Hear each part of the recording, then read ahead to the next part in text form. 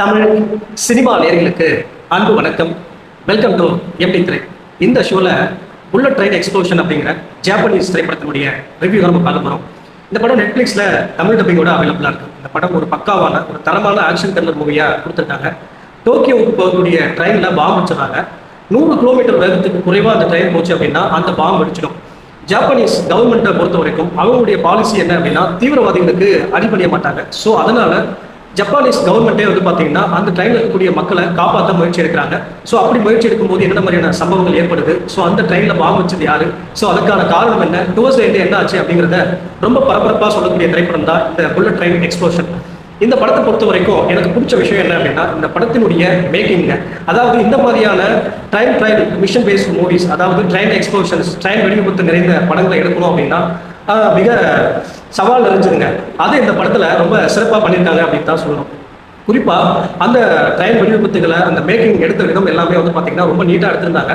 So அதுக்கு graphics ரொம்ப முக்கியம். கிராஃபிக்ஸ் சரியில்லை அப்படின்னா ரொம்ப அப்பட்டமாக தெரிஞ்சிடும். பட் ரொம்ப நீட்டாக மேக்கிங் வைஸ் ரொம்ப குவாலிட்டியாக எடுத்திருந்தாங்க. உண்மையாக பார்க்கறதுக்கு நல்லா இருந்துச்சு.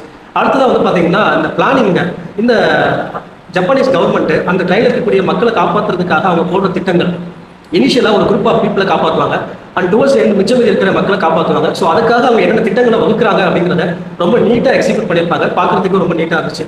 அடுத்ததாக பார்த்தீங்கன்னா ஸோ அந்த டீம் ஆஃப் ஒர்க்கு, அதாவது அந்த கண்ட்ரோல் ரூம் இருக்கிற பீப்புள் எப்படி ஒர்க் பண்ணுறாங்க அந்த ட்ரெயினில், அதே போல் அந்த ட்ரெயினுடைய கேப்டன் உள்ள இருக்கிறவங்களை எப்படி வழிநடத்துறாரு, ஸோ அவங்களுக்கு ஜப்பான் கவர்மெண்ட் கிட்ட இருந்து என்ன மாதிரியான ஒரு ஹெல்ப் கிடைக்குது அப்படிங்கிறது எல்லாமே ரொம்ப டீட்டெயிலிங்காக ரொம்ப நீட்டாக காட்டியிருந்தாங்க. அதை தவிர்த்து ஸோ அந்த பாம்பு வச்சது யார், அதுக்கான காரணம் என்ன அப்படிங்கிற ஒரு மெகா ட்விஸ்ட் வச்சிருப்பாங்க.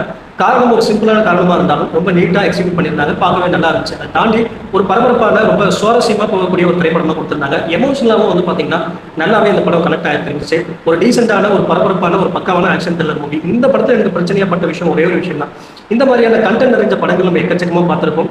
இதே போல கண்டென்ட் நிறைந்த ஒரு படம் பார்த்தீங்கன்னா 1995 புல்லட் ட்ரெயின் அப்படின்ற மாதிரி வந்திருக்கும். ஸோ அந்த படத்தினுடைய கண்டினியூஷனாக தான் கொடுத்துருப்பாங்க. பட் அதை தவிர்த்து ஒரு பக்காவான ஒரு பரபரப்பான ஆக்ஷன் த்ரில்லர் மூவி. தாராளமாக இந்த படத்தை பார்த்து நீங்கள் என்ஜாய் பண்ணலாம். ஸோ அடல் கண்டென்ட்டை பொறுத்த வரைக்கும் பெருசாக எதுவும் இல்லை. இந்த படத்துக்கு எப்படி திரை கொடுக்குற ரேட்டிங் 5 to 3.5. அடுத்த வசந்தத்தில் சந்திக்கிறேன். நன்றி, வணக்கம்.